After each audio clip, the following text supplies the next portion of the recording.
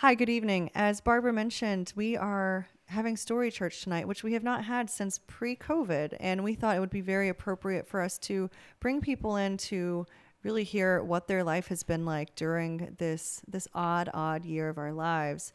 And so I have Mike Dickerson here. He is a member of Full Circle, and he has agreed to come and share a piece of his story. But before we go into that, I thought it would be great if we could maybe play some music together, because that is the way that our souls work. So hope you enjoy this song. It is a reminder of the beauty of lamentations, and that it is a holy act to grieve, but that God is with us during all of that. So let's sing this together.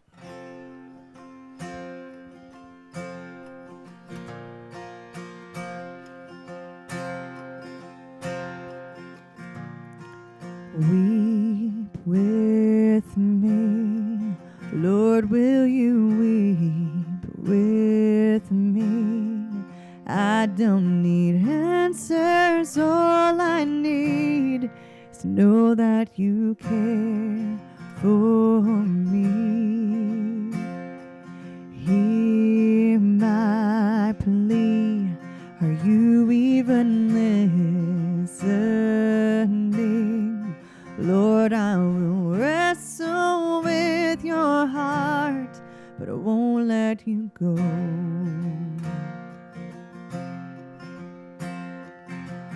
You know I believe, help my unbelief,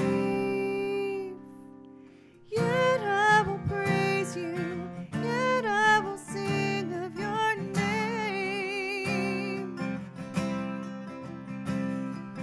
Here in the shadows, here I will offer my praise. What's true in the light is still true in the dark. You're good and you're kind and you care for this heart. Lord, I believe that you weep with me.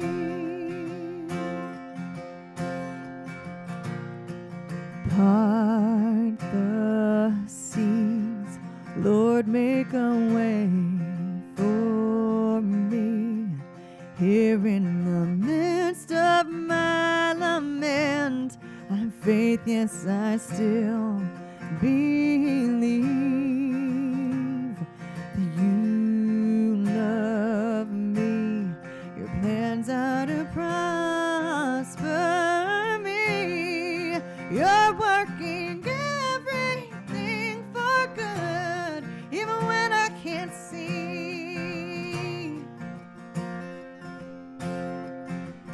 You know I believe, help my unbelief, yet I will praise you, yet I will sing of your name.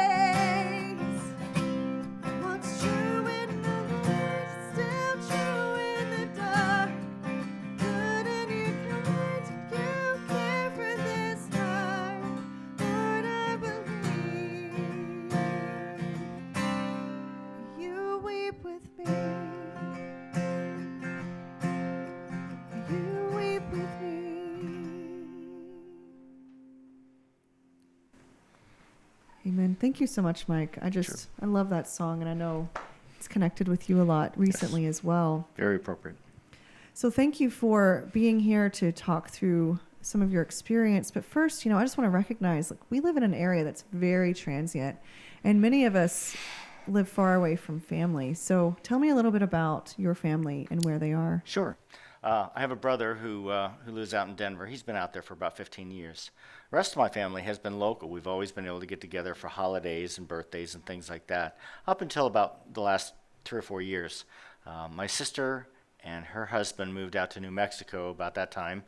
And then my parents went out after my dad's first fall, and they were able to move closer to my sister so she could be of help to them. And that was a great setup all the way around. My son finished college, and he moved out to Kansas City, Missouri. My other son's off in school at West Virginia, so I see him a little more occasionally. But for the most part, my wife and I are really kind of the only part of the Dickerson clan that's still in this immediate area. Wow. And you're really hitting a lot of the country there. And so that must have been really hard during COVID because travel restrictions have really changed things. True. So I know you mentioned that your dad fell a few years ago, which is what precipitated the move. But also, unfortunately, your mom has had some health issues that have just cropped up this past year. Yeah. And then your dad's really escalated to the point to where things just didn't work out. So if you don't mind, tell us a little bit about that. Sure. My mother had a stroke in July of 2020. And it was very difficult because no one could really get to be with her. With the COVID restrictions, the hospital was on total lockdown, and it was early in the process, only 3 or 4 months into the COVID. And so they literally limited her visitations to one family member per day for 10 to 20 minutes at the most. So my sister went for the most part and took care of my mother and provided her with care in addition to the hospital. But it made it difficult. No one else could go out and see her. My brother tried to get down there by car, but again, it was tough for him to be able to get in to see my mom. I was not able to fly out there at that point, and I certainly didn't want to expose anybody to COVID I might have picked up on the plane ride. So that's made things really difficult. When my father had his second fall this year, he had it was a traumatic brain injury. So we knew that we were not going to be able to have him stay here with us. But he had some plans in place. He did not want to stay on the ventilator, and so we knew we had a very short window to honor his wishes. So my brother did drive down to see him, but I was not able to get out to where he was, to where my father was before he passed. So only immediate family members were able to be in the room with my father during the time that he was passing. And my wife and I were only able to do that by way of being on a screen in the room, relegated to a corner where they could plug in the screen and keep the power going. So it was a little odd. It was sort of like being a part of something and not being a part of it at the same time. Sort of a virtual visitor is what I called it. So that was difficult, and we couldn't really hear things that were being said. My mother and sister were trying to encourage my father progress, to let him know, assure him it was okay, that if it was time for him to move on, that he could do so with their blessings and so forth. And that was really hard to hear, but again, it was difficult to be part of things. The only upside was I was at home, and it was a long process where he passed, about 12 hours. So during that time frame, my mother looked over at the screen and said, "Is there any way you could provide some music to kind of cut the quiet, the silence?" And I did, off and on. And so that was a small gift to my father, who provided that gift to me, teaching me to play the guitar, to give back. That's right. I had forgotten that your dad taught you how to play guitar. Yes. And I know we never want to think about how our family members are going to pass, but I think we typically envision ourselves like with them there in the room. And Absolutely. So this was clearly very different given what was happening with COVID. Yeah. It's wonderful you were able to be there virtually, but I'm sure that felt a little different. It did. It did. How did that impact your ability to process your Sure. grief? So I was able, because the restrictions are getting a little bit lessened in terms of travel, so I was able to get on a plane and go to his viewing. He won't be buried until they have a chance to do that at Arlington Cemetery, which will probably take a while. But we had a viewing, and the viewing, I was able to process it by being there with my family members, and that was very helpful. I was also able to do it by having a strong faith base that was built up over a long time being a Christian, and having a strong faith base built here at Floris United Methodist Church. So if not for that, I think faith would have been much more elusive to grasp onto. I also had to remember that part of what faith is helping others through that. So as I saw that I was having a tough time with all of this, I also saw that my two sons were also having a difficult time processing. And while they have a faith base of their own, I was able to help them.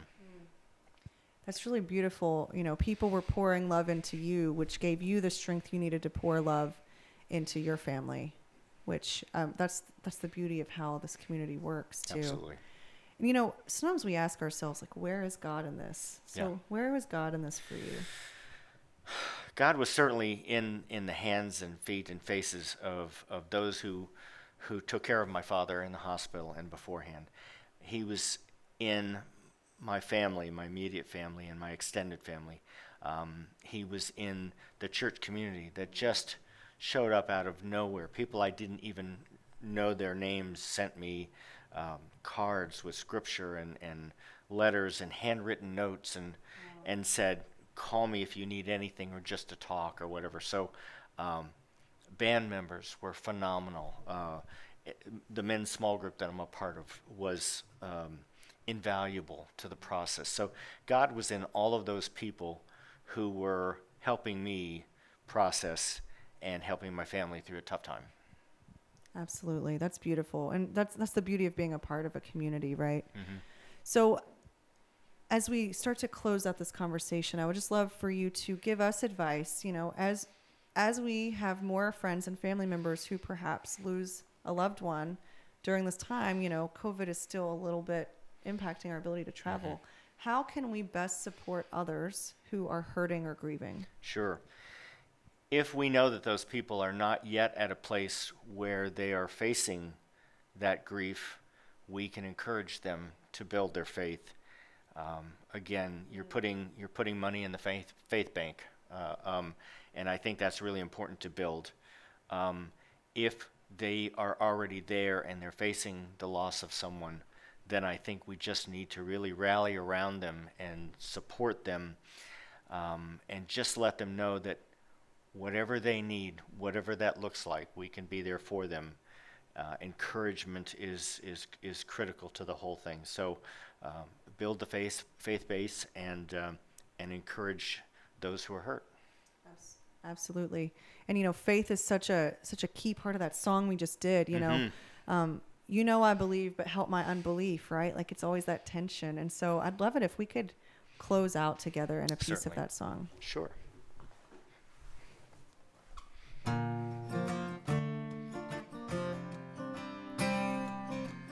You know I believe, help my unbelief, yet I will praise you, yet I will sing of your name. Here in the shadows, here I will offer my praise. What's true in the light, still true in the dark.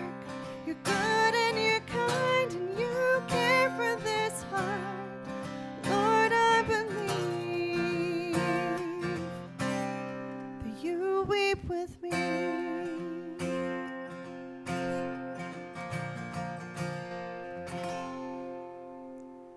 Amen. Amen. And I'm so glad that the people of the church and of your friends and family were there to help you see God through all of this. And I hope we can continue to do that for others during this time. So I just want to thank you, Mike, for being here. I know it took a lot of courage to speak about something that's still so raw. Thank you for the opportunity. Thank you.